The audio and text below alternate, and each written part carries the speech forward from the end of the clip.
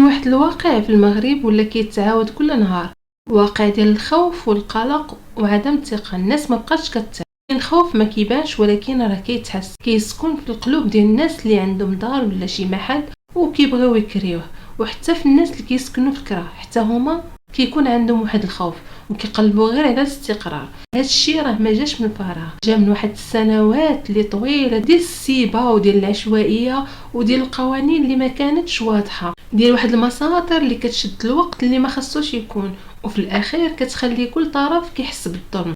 مول الدار ولا مول المحل غالبا كيكون واحد الانسان اللي بسيط خدم سنين وجمع الريال على الريال باش يشري واحد العقار يكون ليه سند بالحياه ويعاونوا على دوار الزمان. ولكن اول ما كيدخل في الكرا كيبدا القلق، كيبدا الخوف، حيت اي مشكل بسيط يقدر يتحول لكابوس طويل. السيد اللي كاري كيقدر ما يخلصش، ومساطر اللي كتطول، وجلسات كتعاود، ووقت كيضيع، وفلوس هما كيضيعوا، وفي الاخير كيبقى الاحساس بلي القانون راه ما واقفش معاه. ومن الجهه الاخرى حتى اللي كاري حتى هو ما مرتاحش، عايش على اعصابه، ما عرفش واش الزياده غادي تكون مفاجئه ولا واش شي نهار من النهارات غادي يقول لي خوي لي الدار بلا ما يعلمو، حيت العقد اللي عنده ضعيف وما فيه حتى شي ضمانات حقيقيه. هذا الشيء خلى بزاف ديال الناس كيحسوا بالهشاشه وعدم الامان من كلا الطرفين. هذا الجو ديال الشك والخوف هو اللي خلى بزاف ديال الديور والمحلات يبقاو خاويين، حيت الملاك ولاو كيخافوا، كيقولوا اللهم تبقى خاويه ولا ندخلوا راسنا في مشاكل ما عندها لا بدايه لا نهايه. وهكا السوق ولا مخنوق، العرض نقص والطلب تزاد والاثمنه طلعوا وكل شيء تاثر. دابا في 2026 جا واحد الاطار قانوني جديد، ما جا لا باش يجي من طرف الكاري لا المكتري، وما جاش باش يتحيز لواحد الطرف على حساب الاخر، ولكن جا باش يحط واحد القواعد اللي واضحين ويبيتي العشوائيه، يعني يتفادى العشوائيه، يخلي العلاقه بين المالك والمكتري مبنيه على الوضوح والمسؤوليه. اهم حاجه جا بها هذا الاطار الجديد هي ان العقد ولا هو الاساس، ما بقاوش هذوك الوراق اللي كيتشراو من المكتبه ويتكاشطاو في المقاطعه، ولا خاص يكون عقد موثق عند النوطير ولا عند العدول، عقد عنده قوة قانونية كبيرة واللي كيتسمى سند تنفيذي، يعني القوة ديالو بحال واحد الحكم نهائي ديال المحكمة.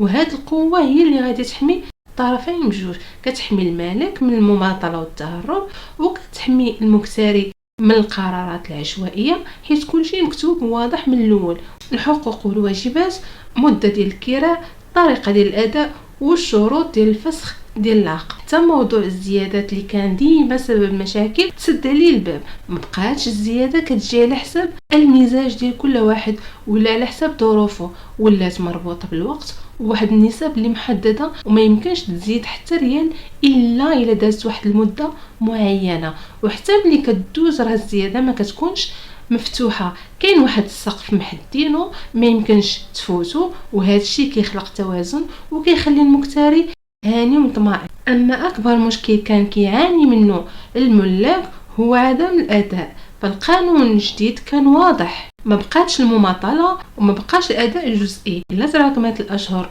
بلا خلاص كتمشي المسطره في الطريق ديالها، يكون واحد الانذار ومن بعد اجراءات سريعه الا ما كانش التزام، افراغ كيوقع بلا دوران بلا سنين ديال الانتظار، وحتى اللي كيتمادى وما كيخرج كيولي معرض لتعويضات كتضرو اكثر ما كتنفعو.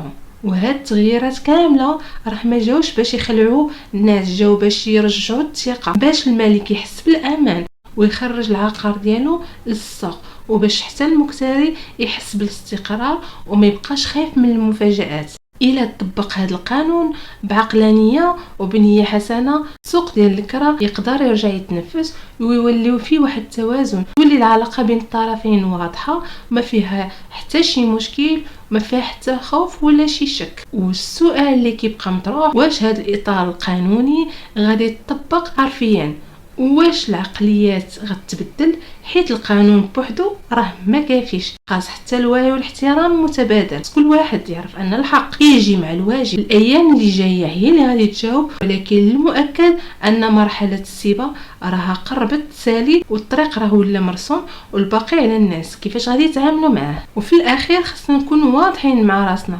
المشكل ديال الكرا في المغرب ما كانش غير مشكل قوانين، كان مشكل خوف ومشكل عدم ثقة، مشكل تجارب خايبة خلات الناس كتشد في بعضياتها. المالك كان حاس براسو مهدد في الرزق ديالو، وحتى المكتري كيحس براسو مهدد للاستقرار ديالو.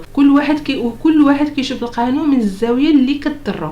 هذا الاطار القانوني جديد ما جاش باش يصنع شي معجزه، وما جاش باش يرضي شي طرف على الطرف الثاني ويظلم شي طرف، ولكن جا باش يحط النقط على الحروف ويحط طريق واضحه اللي مشى فيها يكون عارف شنو اللي ليه وشنو اللي عليه.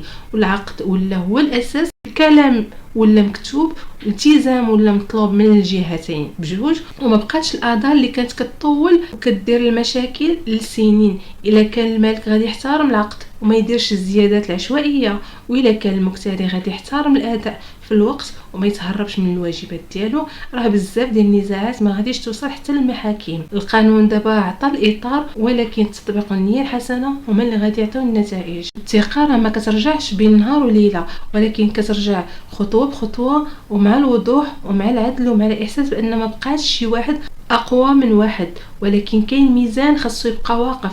الا نجحنا في هذا الشيء، السوق ديال الكرا يقدر يتنظم، الديور اللي خاويه تقدر تخرج للسوق، والمكتري يقدر يعيش بلا خوف، والمالك يقدر يتهنى على رزقه. في الاخير هذا القانون راه غير وسيله، النتيجه راه مسؤوليتنا كاملين، وكل واحد فينا خصو يسول على راسو واش باغي يكون جزء من الحل ولا نبقاو نعاودوا نفس المشاكل اللي خلقنا هذه سنين.